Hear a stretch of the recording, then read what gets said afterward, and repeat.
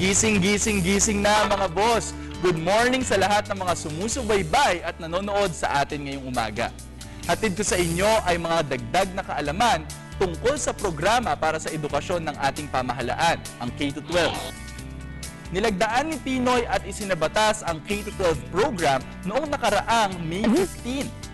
Dahil sa K-12, tiwala tayong mabibigyan lakas si Juan de la Cruz upang mapaunlad hindi lamang ang kanyang sarili at pamilya, kundi maging ang buong bansa. Noong huli nating pagkikita ay pinag-usapan natin ang Alternative Delivery o ADM sa ilalim ng programang K-12. Ang ADM ay isang malaking tulong upang masolusyonan ang mga karaniwang problema sa eskwelahan, katulad ng mga kakulangan ng teachers, classrooms at iba pang kagamitan sa pagtuturo.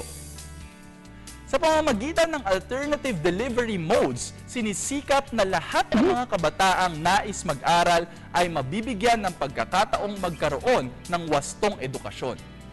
Ang dalawa sa mga halimbawa ng ADM na ginagawa sa elementarya ay multi-grade instruction o pagtuturo ni teacher ng higit sa isang grade level sa isang klase, at ang sumunod naman ay modified in-school, off-school approach o MISOSA, kung saan ninahati ang klase sa dalawang grupo. Ang Group A ay bibigyan ng outside of the classroom activities, habang ang Group B ay mag-aaral sa classroom at sasalitan sila. Ang panghuli naman ay instructional management by parents, community, and teachers, o mas kilala sa tawag na IMPACT.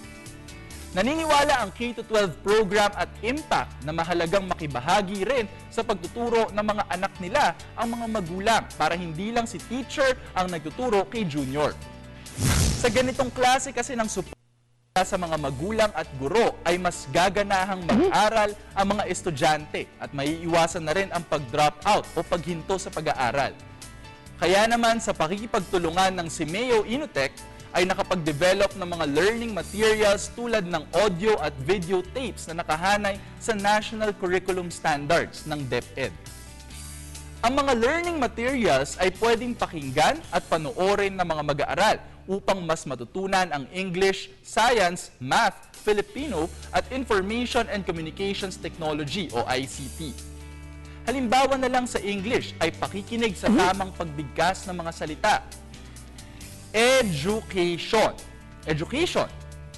O kaya sa science ay panonood ng mga videos tungkol sa paano nagiging isang makulay at magandang paru-paro ang isang higad. Kapag may mga ganitong klase ng classroom activities sa school, hindi ba't mas nakakasabik pumasok sa paaralan? Hanggang dito na lang muna, at muli nating pagkikita ay ibabahagi ko naman ang alternative delivery modes sa high school.